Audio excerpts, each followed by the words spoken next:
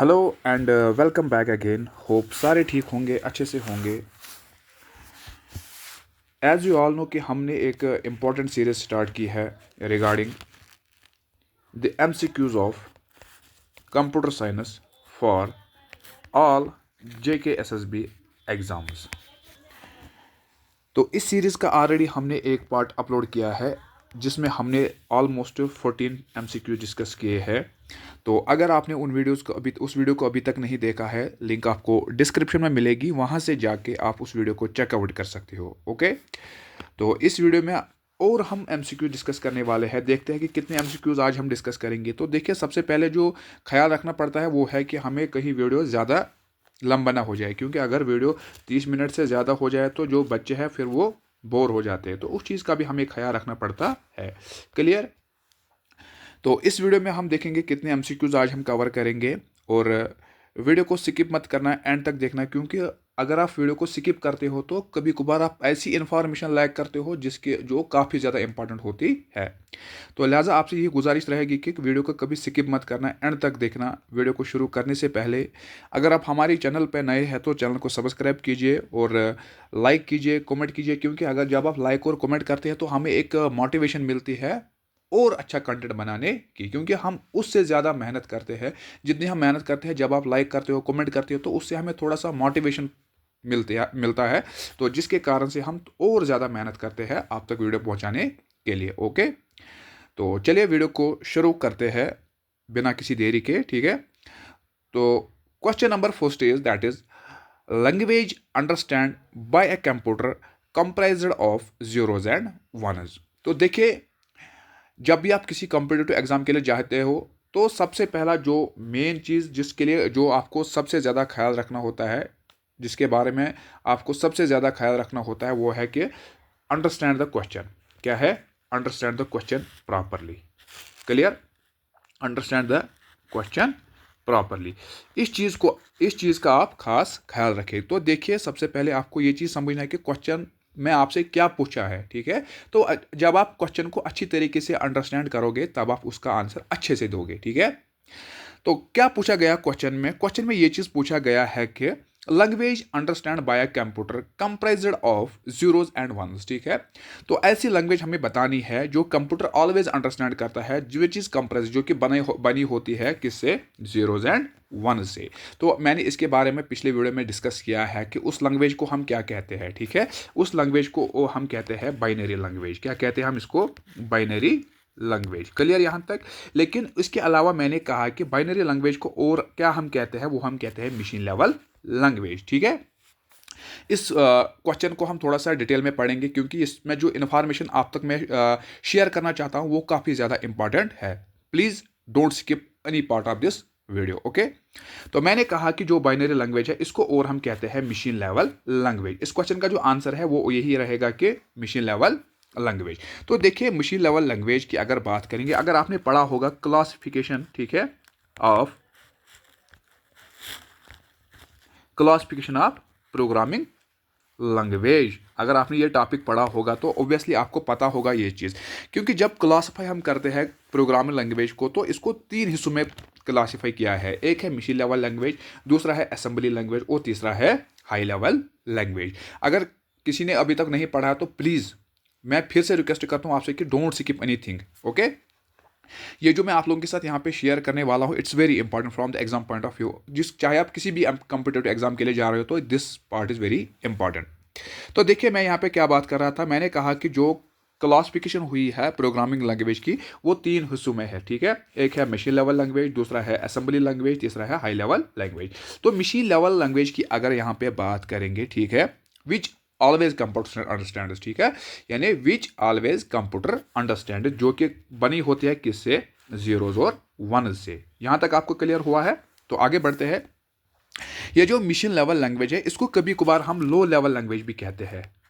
Note all this points. ठीक है, low level language. Clear? या हम इसको कहते हैं फर्स्ट जनरेशन। क्या कहते हैं हम इसको? फर्स्ट जनरेशन लैंग्वेज भी कहते हैं हम इसको। क्लियर? यहां कभी कभार इसको कहते हैं मशीन कोड्स। क्या कहते हैं हम इसको? Machine codes.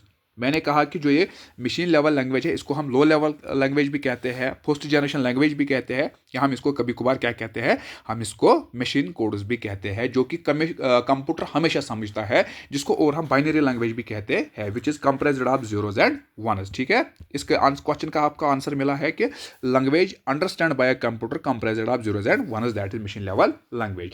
तो मशीन लेवल लैंग्वेज को और हम क्या कहते हैं, इसे और हम कहते हैं लो लेवल लैंग्वेज, इसे हम फर्स्ट जनरेशन लैंग्वेज भी कहते हैं, इसे हम कभी कभार मशीन कोड्स भी कहते हैं। ये आपको समझ आया। फिर अगर बात करेंगे असेंबली लैंग्वेज की, ठीक है, असेंबली लैंग्वेज की। असेंबली लैंग्वेज का मतलब क्या होता है, विच कन्वर्टेड यानी मशीन लैंग्वेज, ठीक है, जो कन्वर्ट क्या करता है, which converters machine level language. ठीक है, यानी असेंबली लैंग्वेज का मतलब क्या होता है, विच कन्वर्टर्स मशीन, एक second, pen is not working properly, machine language, जो क्या करता है, जो कन्वर्ट करता है मशीन लेवल लैंग्वेज को। लेकिन इसको हम कैसे कन्वर्ट करते हैं, हमें एक चीज़ की यहाँ पे ज़रूरत पड़ती है, आपने पढ़ा होगा जो मैंने पिछली वीडियो में डिस्कस किया, दैट इज जिसको हम कहते हैं असेंबलर।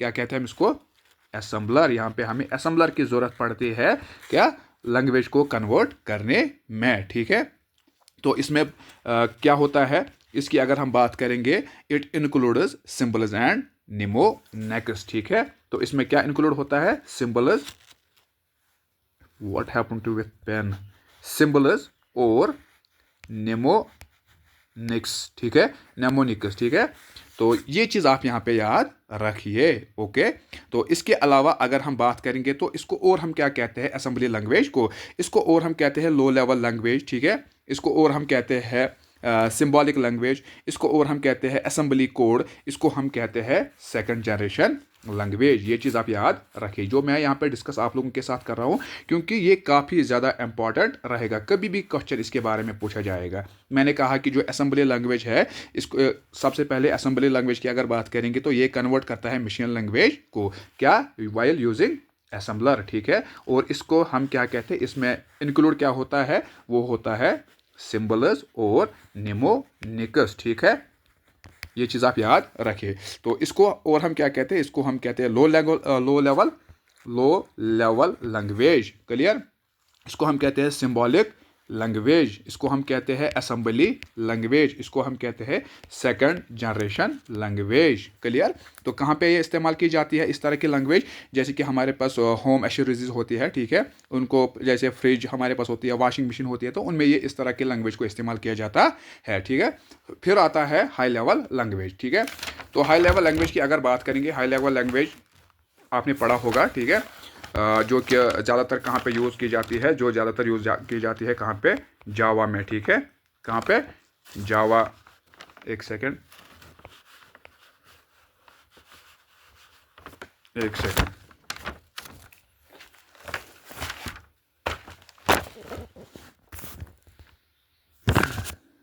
एक सेकंड, वेट अ सेकंड, कहाँ पे की जाती है ऐसी लैंग्वेज यूज़, जावा, जैसे कि C++। ठीक है, ऐसे प्रोग्राम लैंग्वेज में इसको इस्तेमाल किया जाता है। ठीक है, तो इसको यूज़ करने के लिए हमें किस चीज़ का ज़रूरत पड़ता है, तो मैंने इसके बारे में भी, हाई लेवल लैंग्वेज को अंडरस्टैंड करने के लिए हमें किस चीज़ की ज़रूरत पड़ती है, जैसे कि हमें ज़रूरत पड़ती है कंपाइलर की। ठीक है, हमें ज़रूरत पड़ती है किसकी, इंटरप्रेटर की। ठीक है, तो इंशाल्लाह अपकमिंग वीडियोस में इंटरप्रेटर के ऊपर भी बात करेंगे, इंटरप्रेटर हम किसको कहते हैं या कंपाइलर किसको हम कहते हैं, तो यही पे करते हैं। चलो, इसको मैं थोड़ा सा शॉर्ट में बताएंगे कि इंटरप्रेटर हम क्या किससे कहते हैं। ओके, ये चीज़ भी आपको यहाँ पे क्लियर कर देते हैं। तो देखिए, इंटरप्रेटर क्या होता है, इंटरप्रेटर होता है कि मतलब एक ऐसा स्टेटमेंट, ठीक है, just one statement at a time. Okay, अगर हमें लाइन बाय लाइन, ठीक है, मान के चलो कि इस लाइन को हमें क्या करना है, इसको कन्वर्ट करना है किस में, ह्यूमन रीडेबल फॉर्म में, तो हमें किस चीज़ की ज़रूरत पड़ती है, अगर हमें लाइन बाय लाइन हमें किसी चीज़ को कन्वर्ट करना है ह्यूमन रीडेबल फॉर्म में, तो उसको हम कहते हैं इंटरप्रेटर। ठीक है, तो मान के चलो जो यहाँ पे पूरी पीडीएफ है मेरे पास, जिस तरह से ये पीडीएफ, अगर इसको कन्वर्ट करना है किस में, ह्यूमन रीडेबल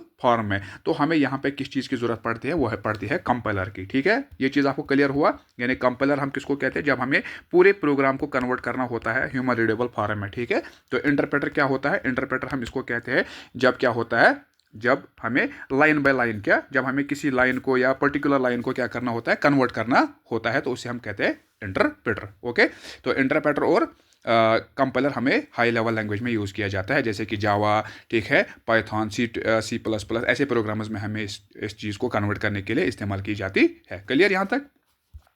तो आगे बढ़ते हैं। Which of the following device use positional notion to represent a decimal number? Clear? तो इसमें हमें ये चीज़ बताना है कि which of the following device, तो वो कौन सा डिवाइस है जो इस्तेमाल किया जाता है, जो यूज़ करता है पोजिशनल नोशन को टू रिप्रेजेंट डेसिमल नंबर? क्या ये पैस्कल लाइन है, अबेकस है, कंप्यूटर है या कैलकुलेटर है? तो ये है एबेकस, ठीक है, यानी एबेकस, ठीक है, एबेकस रिप्रेजेंट करता है। अगर एबेकस को रिप्रेजेंट करना है किसी डेसिमल नंबर को, तो वो किसका यूज़ करता है? That is positional notion. Clear? तो थोड़ा सा डिटेल में जानेंगे एबेकस और पैस्कल लाइन के बारे में। तो abacus was used to do arithmetic calculations, ठीक है। तो जो एबेकस है ये किसके लिए इस्तेमाल किया जाता था? अरिथमेटिक कैलकुलेशन को करने के लिए। कब? आज से 2500 साल पहले। क्लियर? तो फिर बात करेंगे पैस्कल लाइन की। Pascal line was the Pascal calculator. क्या था ये था पैस्कल कैलकुलेटर। इसको इन्वेंट किया था किसने? ब्लेसी पैस्कल ने। लेकिन किसके लिए? फॉर डूइंग लेबरस कैलकुलेशन, यानी लेबरस कैलकुलेशन को करने के लिए इसको इन्वेंट किया था किसने? ब्लेस पैस्कल ने। क्लियर यहाँ तक? कोई कंफ्यूजन नहीं? तो आगे बढ़ते हैं। Which of the following is used in EBCDIC? तो क्या पूछा गया है कि which of the following is used in, तो दिए गए ऑप्शंस में वो कौन सी चीज़ है या वो कौन सा कंसेप्ट है, हम कह सकते हैं कि जो कि यूज इस्तेमाल किया जाता है किसमें? EBCDIC। तो वो है मेन फ्रेम। क्या है? Option number B is the correct answer for this question. तो the concept of EBCDIC was invented by IBM। तो ये चीज़ भी आप याद रखना है। इसका जो कंसेप्ट आया था वो आया था किसकी ओर से? IBM की ओर से। क्लियर? ये चीज़ आप याद रखना, क्योंकि एग्जाम में कभी पूछा जाएगा कि आपसे जो EBCDIC का इसका कंसेप्ट किसकी ओर से आया था? वो आया था IBM की ओर से। तो it is mainly used in the IBM main frame environment. तो मेनली इसका इस्तेमाल कहाँ पे किया जाता है? वो किया जाता है IB मेन फ्रेम एनवायरनमेंट में। Okay, clear? So basically main frames use EBCDIC codes, यानी जो मेन फ्रेम कंप्यूटर्स होते हैं वो बेसिकली कौन से कोड्स इस्तेमाल करते हैं? वो करते हैं EBCDIC कोड्स, ठीक है। यानी जितने भी कोड्स होते हैं वो स्पेशली कहाँ पे इस्तेमाल किए जाते हैं? मेन फ्रेम कंप्यूटर्स में। क्लियर यहाँ तक? नेक्स्ट और फिर आता है internal bus is also known as. Okay, wait a second. तो क्या पूछा गया आपको कि क्वेश्चन में पूछा गया आपसे कि internal bus is also known as. तो इंटरनल बस को और हम क्या कहते हैं? अगर आपने पढ़ा होगा इंटरकनेक्शन ऑफ यूनिट्स, ठीक है, जिसमें बसेस आते हैं, जैसे कि एड्रेस बस आता है, डाटा बस आता है, कंट्रोल बस आता है। तो इसी तरीके से इंटरनल बस आती है, एक्सटर्नल बस आती है। तो ये आपने पढ़ा होगा। तो देखिए यहाँ पे आपको बताया गया कि एक्सटर्नल बस को और हम क्या कहते हैं? क्या हम इसको इनपुट बस कहते हैं, इनपुट आउटपुट बस कहते हैं, या हम इसको टेम्पररी बस कहते हैं, स्लोअर बस कहते हैं, या none of the above? Clear? तो देखिए अगर हम बात करेंगे इंटरनल, मैं एक्सटर्नल की बात कर रहा था, यहाँ पे इंटरनल की बात हो रही है, ठीक है। तो internal bus is also known as. Internal bus को क्या हम मेमोरी बस कहते हैं, क्या हम इसको लोकल बस कहते हैं, सिस्टम बस कहते हैं, फ्रंट साइड बस कहते हैं, या ऑल ऑफ द अबव? ठीक है। तो देखिए अगर हम इंटरनल बस की बात करेंगे, इंटरनल बस को हम मेमोरी बस भी कहते हैं, ठीक है। क्या कहते हैं हम इसको? मेमोरी बस भी कहते हैं। इसको हम लोकल बस भी कहते हैं। इसको कभी कभार हम क्या कहते हैं? फ्रंट साइड बस, या हम किसको कहते हैं? सिस्टम बस भी। यानी option number D, that is all of the above is correct answer for this question. Clear? तो इसके अलावा बात करेंगे कि ये जो इंटरनल बस होते हैं, ये जितने भी इंटरनल कंपोनेंट्स होते हैं कंप्यूटर के, ठीक है, उसके साथ ये कनेक्टेड होता है। और ये जो इंटरनल बस सिस्टम होता है, बस सिस्टम है, या ओके, ये जो इंटरनल बस है ये काफ़ी ज़्यादा क्विक होती है। It's very quick. ओके, तो ये चीज़ याद रखना है कि इसको हम मेमोरी बस भी कहते हैं, लोकल बस भी कहते हैं, सिस्टम बस भी कहते हैं, और फ्रंट साइड बस भी कहते हैं। तो फिर आता है एक्सटर्नल बस, ठीक है। तो एक्सटर्नल बस को क्या हम कहते हैं? क्या हम इसको इनपुट आउटपुट बस कहते हैं, क्या हम इसको हम टेम्पररी बस कहते हैं, स्लोअर बस कहते हैं, या फिर इनमें से कोई भी नहीं? क्लियर? तो देखिए अगर हम बात करेंगे एक्सटर्नल बसेस की, ठीक है, तो एक्सटर्नल बसेस अगर बात करेंगे इनकी, तो इनको हम कहते हैं इनपुट आउटपुट बस। इनको हम टेम्पररी बस नहीं कहते हैं। टेम्पररी बस किसको हम कहते हैं, आपको पता होगा। तो टेम्पररी बस हम किसको कहते हैं, किसको, मैंने अभी डिस्कस किया है। टेम्पररी बस हम किसी को कहते ही नहीं है, क्योंकि मैंने कहा ही नहीं। मैंने कहा कि जो इंटरनल बस है इसको हम लोकल बस कहते हैं, सिस्टम बस कहते हैं। मैं देखना चाहता था कि आप अभी पढ़ रहे हो या किसी और जगह पे आप घूम चुके हो, ठीक है। तो देखिए, एक्सटर्नल बस को हम इनपुट बस कहते हैं, आउटपुट बस कहते हैं, टेम्पररी बस, स्लोअर बस, इनमें इनमें से कोई भी नहीं। देखिए, इसका जो करेक्ट आंसर है वो है option number A, that is input output बस। क्या है, इनपुट आउटपुट बस। इसको हम कहते हैं इनपुट आउटपुट बस। क्लियर। कभी कभार इसको हम कहते हैं, क्या हम कहते हैं इसको, एक्सटर्नल बस इंटरफेस। क्या कहते हैं हम इसको, एक्सटर्नल बस इंटरफेस या EBI। ये भी आपसे कुछ पूछा जाएगा कि what stands for, what EBI stands for, तो you should know that. Okay, तो इसको हम कहते हैं एक्सपेंशन बस भी। क्या कहते हैं, एक्सपेंशन बस। क्लियर। यहां तक आपको समझ आया, ठीक है।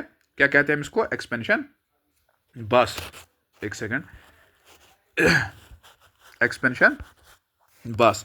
तो एक्सटर्नल बस को और हम क्या कहते हैं, इनपुट आउटपुट बस। इसको हम कहते हैं एक्सटर्नल बस इंटरफेस या EPI भी जिसे हम कहते हैं, या हम कैसे कहेंगे इसको, एक्सपेंशन बस। क्लियर। यहाँ तक इनपुट आउटपुट बस, इसमें option number A is the correct answer for this question.